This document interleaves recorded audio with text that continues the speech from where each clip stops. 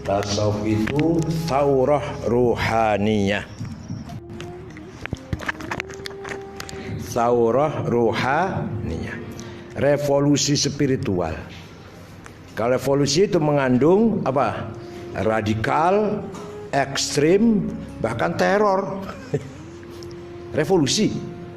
Jadi tasawuf itu radikal, tapi radikal spiritual.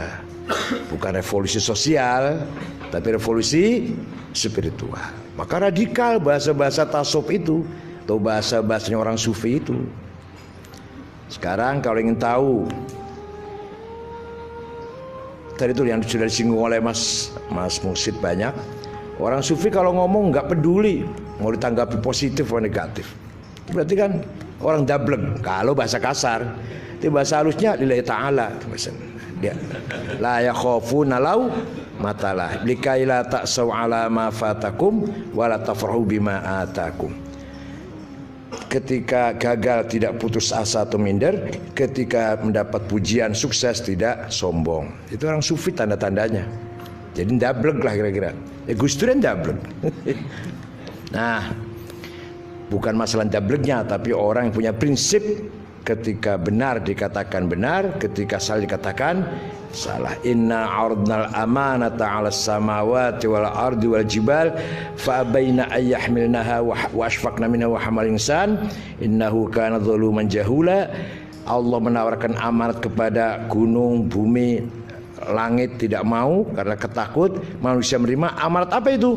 Amanat mengatakan na'am terhadap kebenaran walaupun yang lain tidak berani atau ragu-ragu atau diam, dan bila bisa mengatakan tidak, no, la, reject, menolak terhadap kebatilan walaupun yang lain menerima atau ragu-ragu atau bingung atau diam.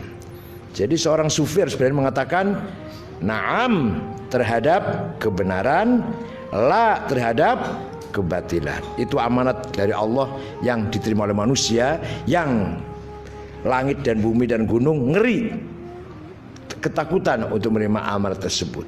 Nah, udah. Sekarang kalau ada orang ngejek saya, membuli saya atau Mas Ulil atau Mas Muksid atau Gus Dur, semua yang diucapkan oleh manusia ini adalah kalimatu haqqin atlaqaha Allah bilisanihi. Jadi yang keluar dari manusia itu kalimatnya Allah sebenarnya. Ya biarin aja yang kalimatnya Allah kok. Kalimatnya Allah, kalamullah melalui mulutnya orang itu. Kalau ada orang menjelekkan saya, ya anggap kritikan dari Allah. Kalau ada orang muji-muji saya, ya itulah amal kita diterima oleh Allah. Nggak usah sombong dan nggak usah minder kalau dicaci maki. Wong itu kalamullah kok. Paham nggak? Paham nggak? Kalimatullah atlaqaha bilisanihi. Ada orang menghina saya, itu kalamnya Allah kok, benar itu, nggak bohong itu. Kalam Allah melalui mulutnya dia, gitu aja. Jadi nggak usah dipikirin pusing, mau muji, mau memuji, mau mencaci maki. Itulah yang disebut thaurah ruhaniyah. Kalau kita lihat definisinya aja, orang pertama kali mendefinisikan tasawuf itu Imam Abu Mahfud Ma'ruf al-Karhi, wafat tahun 200. Nah, beliau masuk Islamnya di tangan Imam Ali Ridho, Imam Syiah yang ke-8. Wafatnya pun karena jaga pintu, orang mau salaman semua, dia jaga pintu kecempet sampai tulangnya patah, menjadikan wafatnya Imam Ma'ruf al-Karhi, kuburannya di Baghdad. Orang pertama kali mendefine tasawuf itu Ma'ruf al-Karhi. Apa coba definisinya? Al-akhdhu bil haqa'iq wal ya'su mimma fi aidil khala'iq. Mencari kebenaran, berpaling dari kepalsuan. Coba dikira tasawuf itu definisinya sholat 5 waktu, qobliyah ba'diyah, duha plus qiyamul lail, tahajud, witir dan tawabin. Bukan itu, bukan. Itu tasawuf itu dikira tasawuf itu kathratul ibadat apa? Tasawuf bukan kathratul ibadat. Bukan hanya ya, atau bukan ya, memang bukan ibadat. Ada orang rajin ibadah, belum tentu sufi. Tasawuf bukan akhlakul karimah, bukan. Akhlakul karimah itu masih penampilan lahir, suluk perilaku. Ada tamu hormat, ada guru cium tangan, orang tua kita hormati. Belum tentu hatinya, belum tentu sikapnya itu menjadikan makom dalam hatinya. dari suluk lahir saja. Ada orang fakir nyumbang, belum tentu menjadikan makom di dalam ruhaninya. Baru akhlakul karimah. Jadi tasawuf itu bukan akhlakul karimah, lebih dari itu. Bukan kasratul ibadah, lebih dari itu. Bukan pula ilmu hikmah, ilmu kejadogan, bukan. Di pedang nggak mempan atau jalan di atas air atau terbang atau pagar nusa itulah. Kelapa dibuka ada benderanya, bukan itu tasawuf, bukan. Itu namanya ilmu hikmah. Tokohnya juga lain. Tokoh ilmu hikmah itu siapa?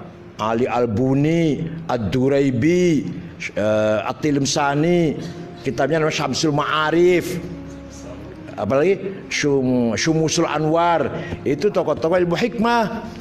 Mujarobat, itu tokoh ilmu hikmah, bukan sufi, bukan, lain, golongannya lain lah, rentetannya lain, urutannya. Nah, oleh karena itu tasawuf adalah mencari hakikat, mendapatkan hakikat yang sebenar-benarnya dan berpaling dari kepalsuan. Padahal kita ini hidup di alam yang penuh dengan kepalsuan.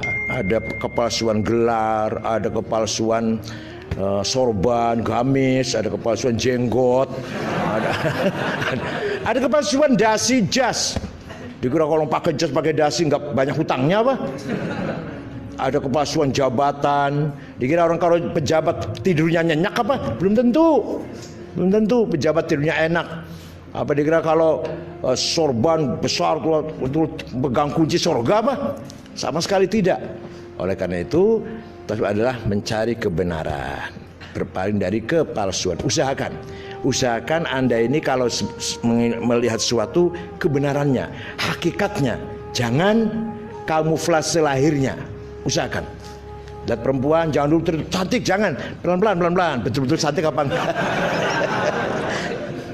Lihat orang besar, tinggi, kepalanya botak, oh pinter, bukan. Atau pakai gamis, bawa tasbih, serbannya besar, alim, alah.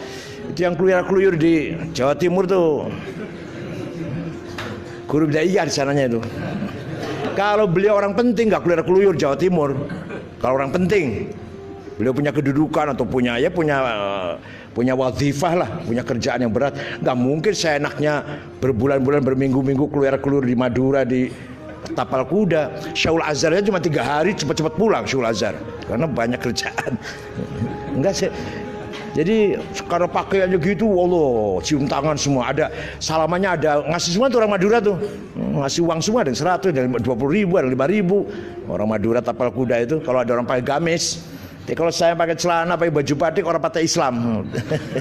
Nah ini namanya masih terpengaruh dengan penampilan pakaian, namanya masih belum mendapatkan hakikatnya.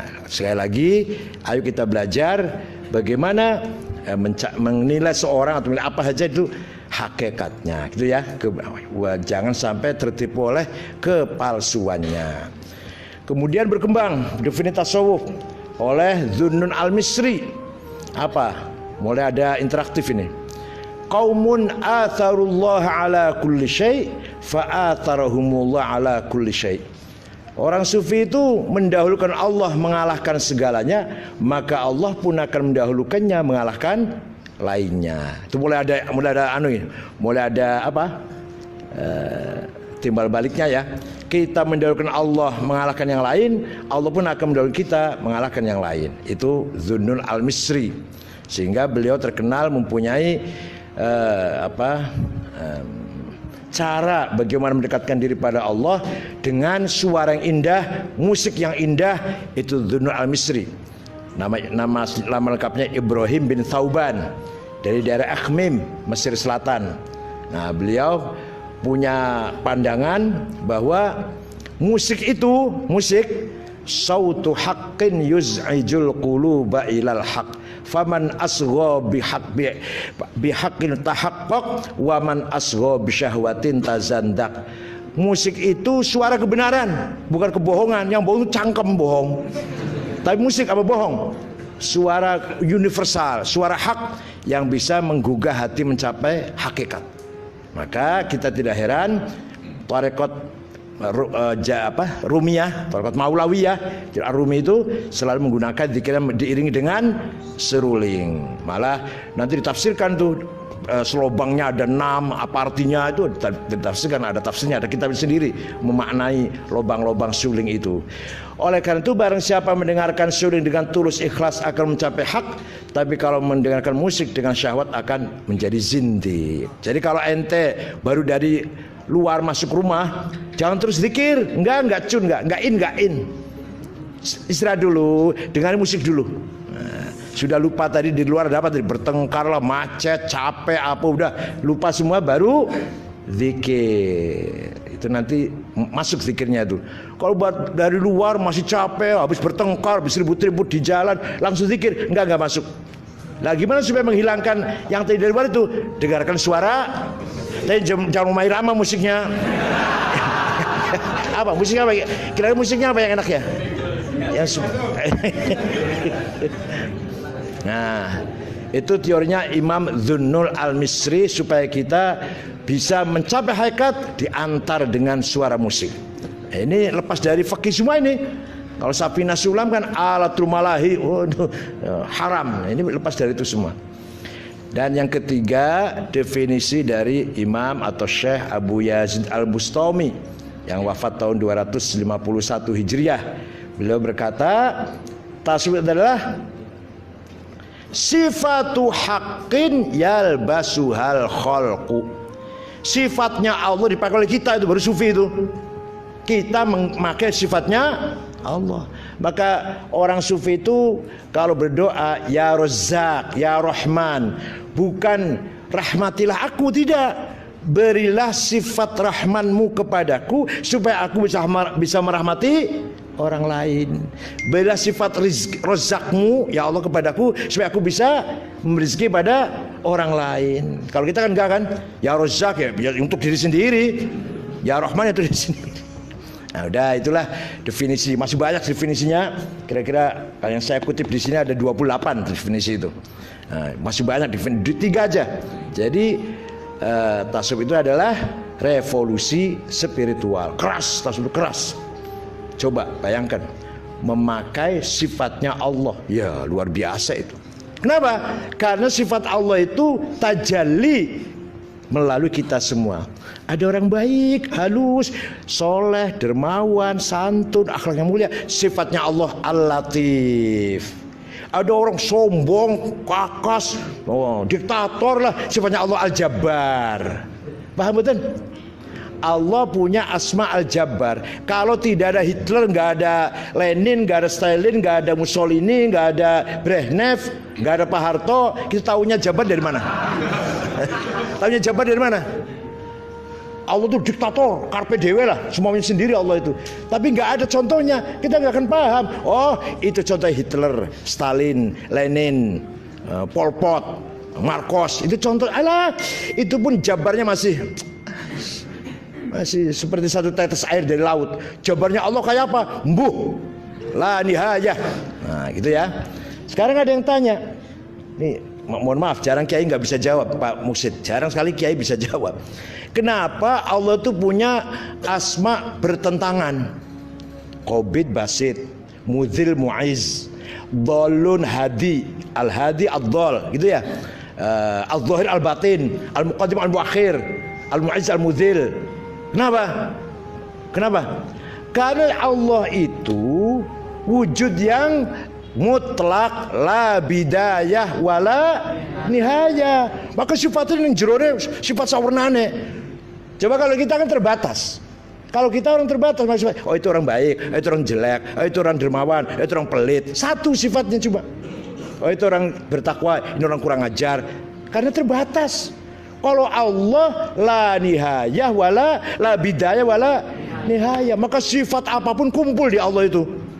Yang memberi kaya, yang memberi miskin, yang memuliakan, yang menjatuhkan, yang memberi petunjuk, yang memberi, yang menyesatkan. Walhasil sifatnya Allah itu, asmanya Allah selalu berpasangan ada dalam diri Allah. Karena tanpa batas Allah itu.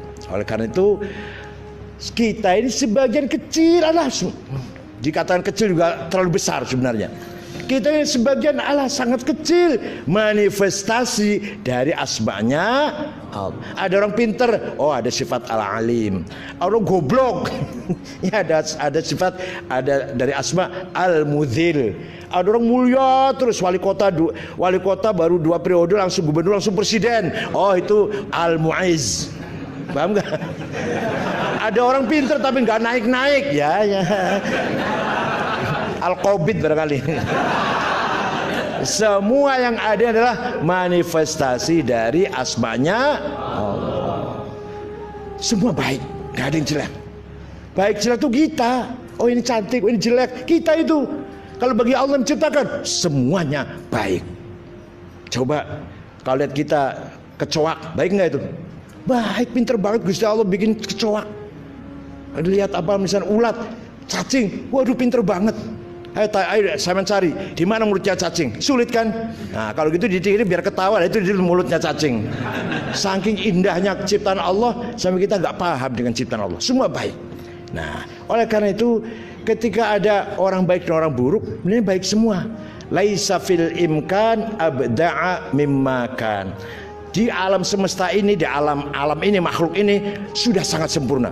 Ada Gus Dur, ada Amin Rais, ada Megawati, ada Jokowi, ada SBY. Semua menampilkan tajalli dari sifatnya atau asmanya Allah. Yang namanya sempurna, coba sekarang namanya sempurna.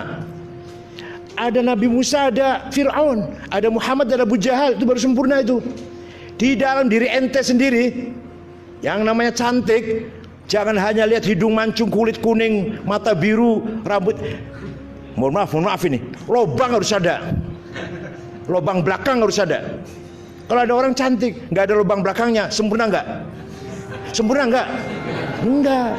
Lobang, hidungnya mancung, kulitnya kuning, matanya biru. Oh, pokoknya sifatnya cantik banget lah, seksi, menggiurkan. Lobang belakang harus, itu sempurna baru.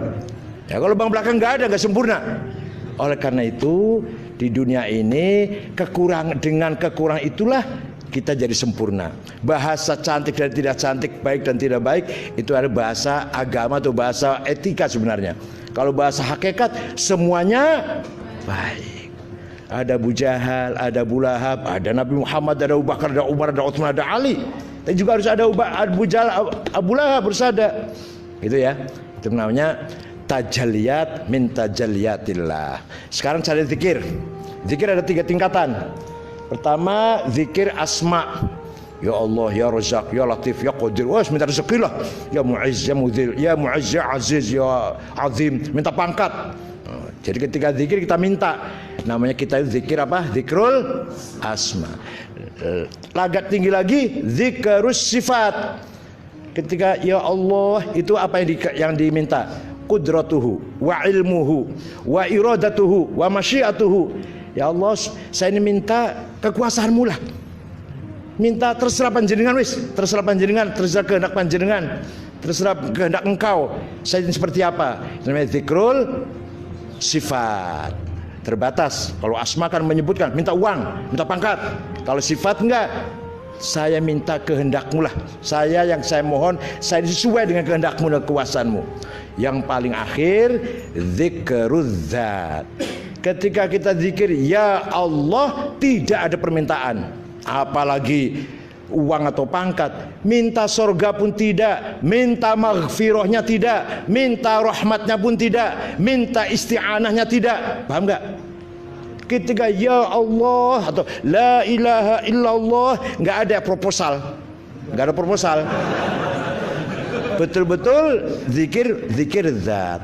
Lah gimana caranya? Caranya yang nyung sewu ya ini bareng-bareng lakoning ya, bareng-bareng mengamalkan. Sehari semalam silakan zikir sifat, zikir zat, minta uang, minta pangkat, minta selamat, minta sehat, minta sukses, silakan. Tapi nanti di malam hari entah 5 menit, sudah sulit 5 menit itu. Sudah sulit 5 menit itu. Ada zikir yang zikrul zat, yang tanpa minta apa-apa. Bisa nggak coba? Ayo belajar. Dari pagi sampai siang minta kaya, minta sukses, minta sehat, minta panjang umur, minta apalah, surga, minta maghfirah, minta rahmat. Tapi nanti di malam hari ketika kita tahajud 5 menit, ketika kita la ilaha illallah atau ya Allah tanpa minta apa-apa. matanya merem, ya Allah, tanpa minta apa-apa, insya Allah. Lakukan 40 hari, ada kelebihan, ada yang aneh nanti. Lakukan 4 malam berturut-turut, zikr zat, zikir tanpa minta, insya Allah 40 hari berturut-turut ada sesuatu yang indah dalam kehidupan kita, insya Allah. Jadi semua ini adalah tajalli dari Allah. Kalau lihat istri lagi marah-marah, ya Gusti Allah lagi marah-marah, itu aja, nggak usah nggak.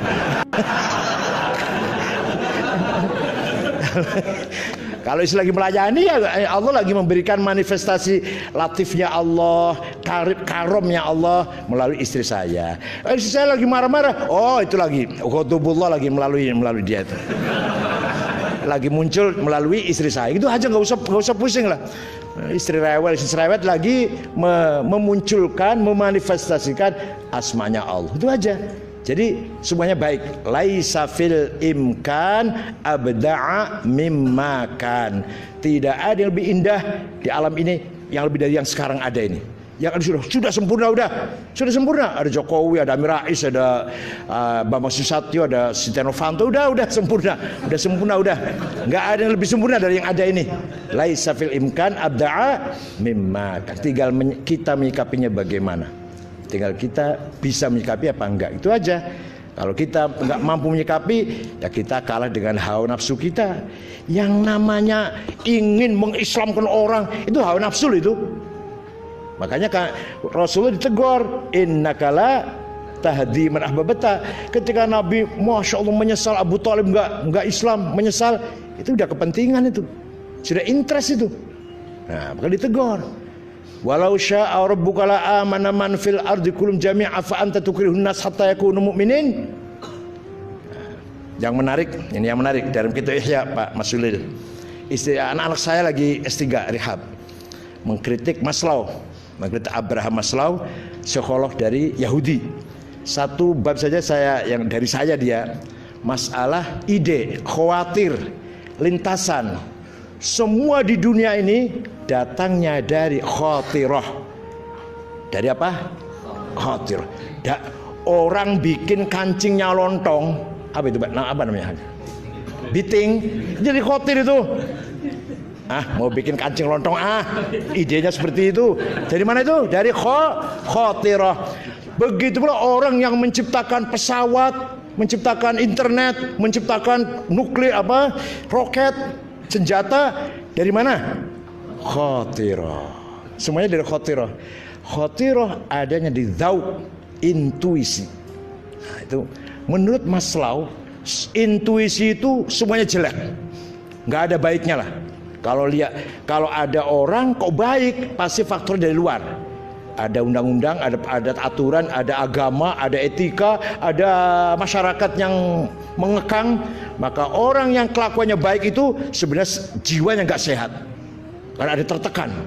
Sebenarnya mau ada uang mau ngambil, ada perempuan cantik mau pegang, lalu nggak pegang, takut pada undang-undang, pada polisi, pada aturan, pada etika. Berarti orang nggak sehat jiwanya. Gak sehat, kata Maslow. Kata anak saya Imam Ghazali, bahwa dzauq itu tempatnya khawatir. Khawatir ada 4. Khawatir Rabbaniyah, ide dari Allah. Ini panjang ceritanya ini. Nanti bisa antara lain kalau kita pelihara, kita pupuk menjadi hidayah.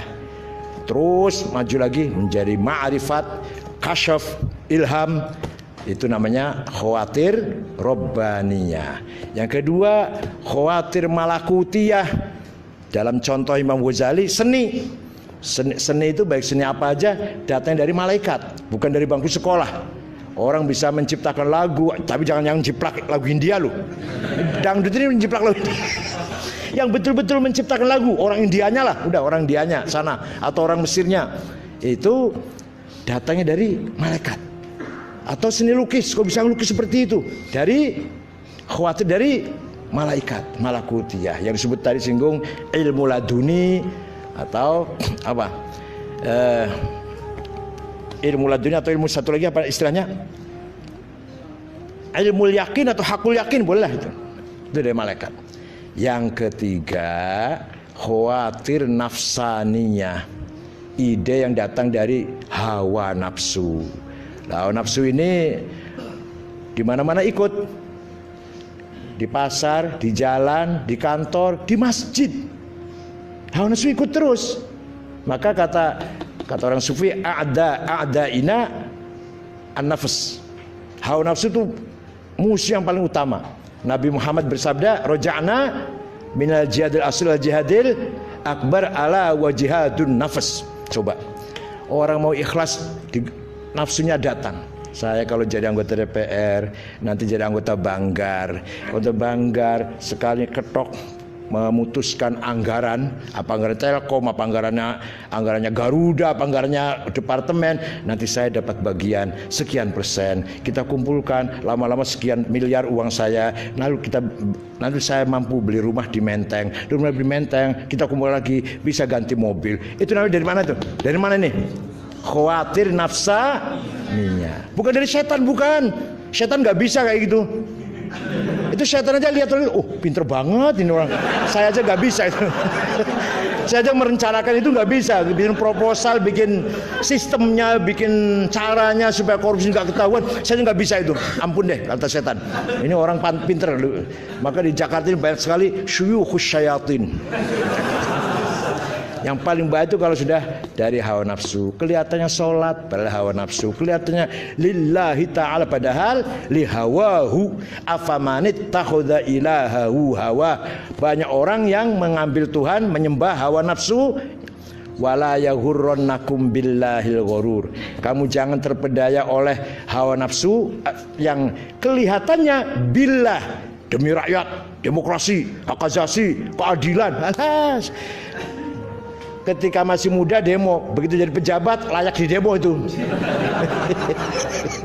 Harus di demo malah. Waktu belum jadi pejabat ikut demo ideal demi rakyat, demi tegaknya hukum. Dia jadi pejabat wajib di demo malah. Nah, jadi yang paling sulit itu kalau sudah wala yaghurrannakum billahil. Kalau jangan ketipu perempuan, jangan ketipu uang, yang lain sudah gampang. Jangan ketipu sesuatu yang kelihatannya atas nama Allah padahal hawa nafsu. Maka dalam kitab Ihya ada Asnaful Maghrurin.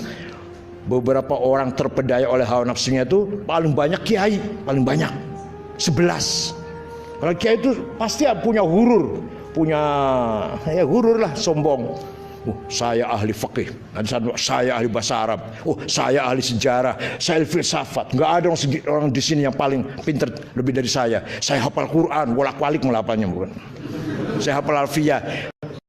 Orang paling banyak maghrur adalah para ulama 11 sampai.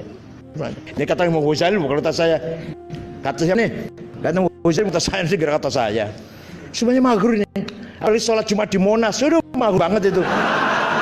Maghrurin. Tidurnya di Istiqlal, sholatnya jadi Istiqlal tempat tidur. Molor, ngeces, ngiler, ngompol barang, bikin kotor masjid, tidur. Begitu mau sholat keluar, meninggal Istiqlal menuju maghrurin orang ini. Berkali-kali saya ngomong gitu, maghrurin. Kira kalau ridho itu Allah, demi Allah bela Islam, ikut tenanan deh gue. Dari hawa nafsunya itu. Nah, oleh karena itu hati-hati ketika kita kejebak dalam wala yaghurrannakum billahil ghurur. Santri banyak sombong, banyak yang ngundang ceramah kemana mari laris sombong, dalam hatinya sombong. Apalagi banyak orang cium tangan, sombong. Doanya mustajab, bikin air langsung cespleng, sombong. Itu semuanya maghrurin, kata Imam Ghazali. Kalau sahibul jah, yang punya pangkat ada 9 macam. Kalau sahibul mal ada 6 macam. Itu dalam Ihya Ulumuddin Asnafil Maghrurin. Yang terakhir khawatir syaitaniyah, bisikan setan. Setan itu yuwaswisu fi sudurin nas, spontanitas. Kita benar digoda, ayo belok kanan yuk, ayo belok kiri yuk. Kalau kita bentak, auzubillahi minasyaitonir rajim, lari sudah. lari, nanti goda lagi, gitu setan. Jadi setan gampang lah, dilawan gampang. Yang paling berat apa tadi? Nafsu. Setan gampang, ada setan goda. Bila syaitanir rajim, dah lari sudah. Takut dilempar apalah, lari. Oleh karena itu, iman, hidayah, takwa, Allah dengan ungkapan apa segala macam terserah ente, makomat itu adanya di Dzauk. Dzauk itu tempat media dari khawatir robbaniyah, khawatir ilahiyah. Mudah-mudahan ada manfaatnya. Tapi menarik sekali diskusi ini atau pertemuan ini. Enggak cukup sekali nih, tasawuf sekali. Bicara tasawuf sekali, baru bicara definisi aja udah harus membutuhkan satu pertemuan sendiri. Tapi yang jelas mudah-mudahan sendablek-dableknya itu, kalau orang bacanya tiap hari ulak-ulak apa? Bergumulnya dengan kitab tasawuf, pasti ada atharnya, pasti ada. Orang tiap hari baca tasawuf. Lah saya baca tasawuf 4 tahun. 4 tahun yang dibaca tasawuf terus Ibnu Arabi, Ghazali terus Suhrawardi, Al-Junaidi. Ya barangkali ada lah dikit-dikit atharnya. Dikit-dikit pengaruhnya ada. Ya pasti dong bacanya kan mempengaruhi kan.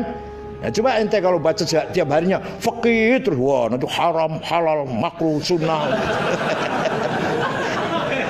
Kalau bacanya ayat-ayat perang, para siapa keluar dari rumah membunuh dan dibunuh langsung ke surga. Yang dibaca itu terus. Walladzina ukhriju min diyarihim wa udzu fi sabili wa qatalu wa qutilu law kaffiran an sayiatihim wal khalam jannatin min anhar.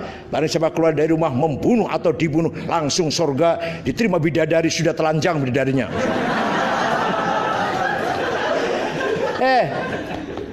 Al-Quran perintah perang itu tujuannya supaya menang, bukan supaya mati, bukan.